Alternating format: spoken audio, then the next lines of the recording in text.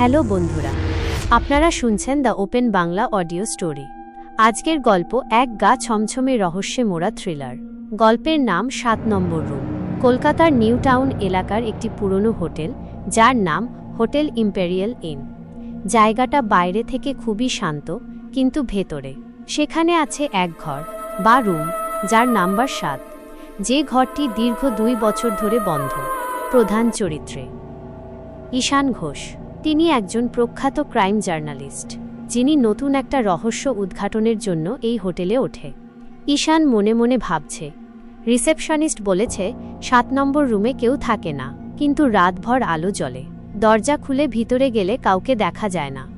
ঈশানকে চুপচাপ দেখে রিসেপশনিস্ট বলল, স্যার, ওই রুমে ঢুকলে কেউ আর স্বাভাবিকভাবে বের হয় না। আপনি আপনার নিজের ভালো চাইলে ওই রুম থেকে দূরে থাকুন।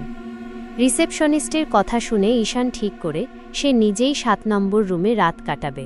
ক্যামেরা, রেকর্ডার সব নিয়ে প্রস্তুত হয়ে ৭ নম্বর রুমে ঢুকে যায় ঈশান। রাত তখন ১২টা বাজে।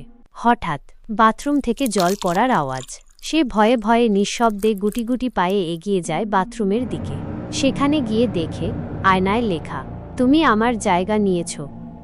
ঈশান চিৎকার করে বলে ওঠে, কিসের জায়গা? কে লিখল এটা? তখনই পিছনে ঠান্ডা নিঃশ্বাসের শব্দ।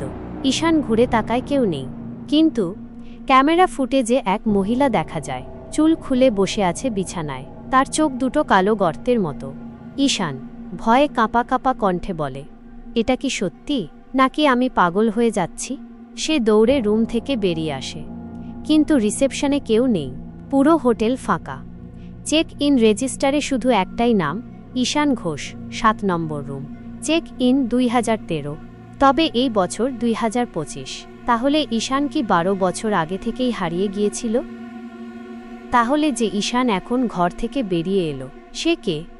শেষ প্রশ্নটা থেকে যায়, ও ৭ নম্বর রুমে যে ঢোকে সে কি আসলেই ফিরে আসে, নাকি শুধু একটা ছায়া হয়েই থেকে যায় সেই রুমে?